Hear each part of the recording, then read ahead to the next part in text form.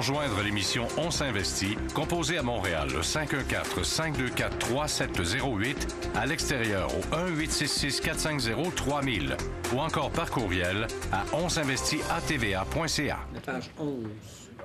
Alors, de retour à On s'investit pour répondre à vos questions. On a des questions tant qui concernent les fonds communs de placement que, bien sûr, des titres spécifiques. Juste avant, on va conclure sur la présentation de Carl Simard. Vous aviez un dernier graphique que vous vouliez nous montrer, qu'on va pouvoir voir justement.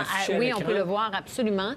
Je pense qu'en régie, voilà. C'est l'idéal. Alors, on remarque sur l'axe horizontal, c'est notre graphique qu'on appelle un peu le fameux GPS boursier. Sur l'axe horizontal, l'indice de prévisibilité. Alors, le plus à droite possible, ce sont les titres dans lesquels on a le plus confiance possible. Un modèle d'affaires qui est stable, un modèle d'affaires qui est prévisible. Sur l'axe vertical, c'est le rendement qu'on s'attend divisé par sa performance. Alors, plus qu'on s'attend à un rendement important et plus que sa performance est importante, ça fait comme des titres comme Apple. OK? Alors, on a placé MDA, vous le voyez ici. Exactement. OK? C'est un titre sur lequel on a moyennement confiance, mais on a confiance quand même, avec une performance qui est quand même acceptable, OK? Alors, ça permet, dans un coup d'œil, de positionner très bien. Évidemment, il faut être dans le cadran vert qu'on appelle pour avoir des titres qu'on suit. Puis ça nous permet également de les suivre dans le temps pour pouvoir prendre des décisions opportunes.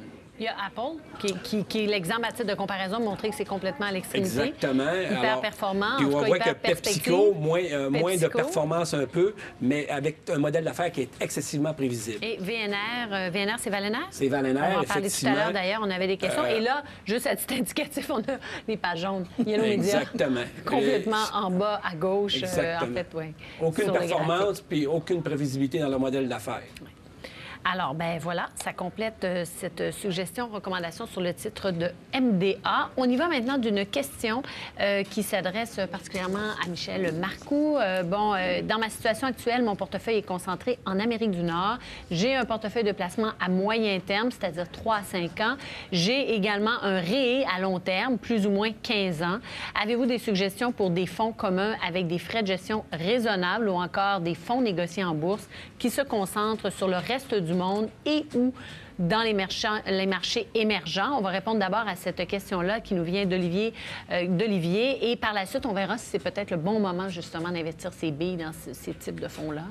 Michel, qu'avez-vous à lui répondre? Bien, d'abord, il y a plusieurs questions et sous-questions. Oui. D'abord, quand on parle d'un horizon de placement 3 à 5 ans, c'est du moyen terme et c'est vraiment pas long. Alors moi, je recommande, quand quelqu'un vient me voir qui me dit 3 à 5 ans, je diminue le risque au maximum. Je n'irai pas dans les fonds d'action, peut-être dans des fonds équilibrés, mais vraiment très ceux prudent. Qui ont une très prudent, qui vont avoir beaucoup de revenus fixes et tout ça. Et même dans les revenus fixes, il faut faire attention pour ne pas acheter des revenus fixes à long terme, par exemple, si les taux se mettent à monter, faire attention. Alors, je vous dirais que je ferai très attention. Puis probablement, j'irai dans des fonds hypothécaires, fonds d'obligations court terme. En tout cas, à moins que cette personne-là ait une tolérance au risque très élevée, ce qu'on ne sait pas de M. Champagne ici, mais je fais très attention. Oui. Un régime épargne... vous entendre sur le REE. Moi, j'ai ma propre théorie. Mais en fait, les régimes épargne-études, moi, je pense 15 ans, c'est quand même... C'est long. Alors, j'irai probablement avec un fonds équilibré qui a beaucoup d'actions assez agressifs, parce qu'évidemment... 15 ans, c'est quand même assez long, mais ça veut dire que cette personne-là pourrait, par exemple, l'enfant, si par exemple, 10 ans, pourrait aller à l'école jusqu'à 25 ans, mais au Québec, on arrête en règle générale 21, 22. Alors, c'est peut-être quelqu'un qui a 17, 8 ans, quelque chose de genre. Alors, moi, j'irais probablement dans des fonds équilibrés avec ce genre de produit-là, mais j'irais selon la tolérance au risque, évidemment, de l'investisseur, avec des portefeuilles, par exemple, comme Fidélité, il y a des portefeuilles répartition d'actifs équilibrés qui sont assez agressifs, toujours avec quand même pas mal d'actions. Moi, je serais à l'aise avec ça. Évidemment, selon l'investisseur. L'autre chose, monsieur parle, Champagne, des frais de gestion qui sont très faibles. Moi, les frais de gestion très faibles, je m'attache pas tellement à ça. J'en ai parlé souvent. Pour moi... je vais prendre toujours l'exemple d'un joueur de hockey. On a vu M. Crosby hier. Je ne m'intéresse pas beaucoup au hockey, mais il est payé très cher. Hein? Je pense que tout le monde sait ça. Il n'a pas joué. Il arrive sa première partie, puis 2 buts, 2 assistances, enfin 4 points hier dans une soirée. Il vaut cher. Et il coûte cher, mais il vaut cher. Alors moi, je me disais, dans ce cas-là, quand je regarde un gestionnaire, j'évalue d'abord ses résultats. Puis évidemment, entre deux, je vais peut-être prendre celui qui a les frais de gestion moins chers pour l'équivalent. mais c'est d'abord les rendements qu'il donne à mes clients et le risque qu'il doit prendre pour Oui, le rendement. en fonction de son profil. Exactement. Ah, Alors, absolument. des gestionnaires Mais qui dans le prennent cas trop de risques, quand le marché va très bien, c'est fantastique. Quand ça va très mal, ça va aussi très mal. Donc, il faut faire attention à ça. Souvent, dans le cas des fonds émergents, des fonds internationaux, les frais de gestion sont assez élevés. Bon. La plupart du temps, c'est rare qu'on va voir des C'est fonds ça. équilibrés ou des fonds à revenus élevés canadiens avec des frais d'1,5 %, mais dans l'international, c'est souvent C'est au-dessus sûr. de 2 là. C'est sûr que dans les FNB, évidemment, les frais de gestion sont moins élevés, c'est clair. Par contre, il ne faut pas oublier que quand vous achetez un FNB, vous achetez un indice qui est souvent beaucoup plus volatile qu'un fonds dans la même catégorie. Moi, dans les marchés émergents, un des gestionnaires que j'aime beaucoup, c'est M. Morton, qui gère les fonds Condil. Vous savez, Peter Condil, qui est un... M. Buffett a déjà dit, bien, M. Condil serait le genre de gestionnaire qui pourrait me remplacer. M. Condil est décédé il y a quelques mois, je pense 1 an à peu près. C'est son bras droit de toujours, M. Morton, qui est là. Et dans le fonds Condil Renaissance et son fonds Valeur, qui sont des fonds internationaux, actuellement, il y a des positions beaucoup dans les marchés émergents. Actuellement, M. Morton, vous allez me dire, comme beaucoup de monde, tous les pays du G20, c'est à peu près les pays les plus endettés. Alors que lui, il dit dans les pays dits émergents, parce qu'ils sont déjà émergés, que ce soit en Amérique du Sud, qui étaient finalement, dans les années 70, les pays qui avaient de la misère à payer leurs dettes et tout ça, sont aujourd'hui des pays qui ont une bonne croissance. L'Inde fait partie de ceux-là. Alors, je vous dirais, peut-être que pour vous, comme je dis toujours, je mets toujours des bémols, pour M. Champagne, ça pourrait être intéressant. Quand il parle de, malgré le ralentissement économique mondial, moi, j'ai comme philosophie que je n'essaie pas de prévoir l'avenir. Je suis un monsieur Warren Buffett pur là-dedans. Ce qu'il va faire demain, la température, un peu comme ce qu'il va faire demain, la bourse, je n'en sais rien. Alors, pour moi, je préfère être toujours pleinement investi quand j'ai des bons gestionnaires qui savent trouver des bonnes entreprises. Et puis, pour ce qui est des revenus fixes, bien évidemment, la liquidité, actuellement, ça donne absolument rien. Alors, si vous prenez un fonds monétaire, par exemple, ça donne 0,2%, 3%, alors qu'un fonds d'obligation court terme, un fonds, par exemple, hypothécaire, va vous donner 10 fois plus. Donc, va vous donner 2,3, 3,7%.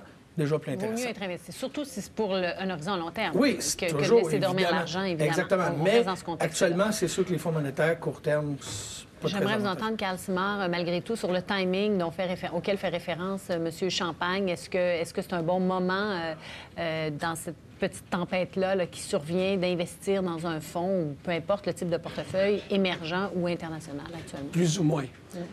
Nous, on fait bien attention. Si on veut être exposé au marché étranger, bon, peut-être que je devrais le dire avant.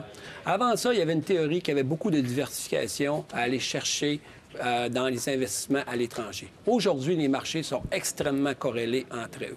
Alors, la diversification qu'on pouvait aller chercher est beaucoup moindre.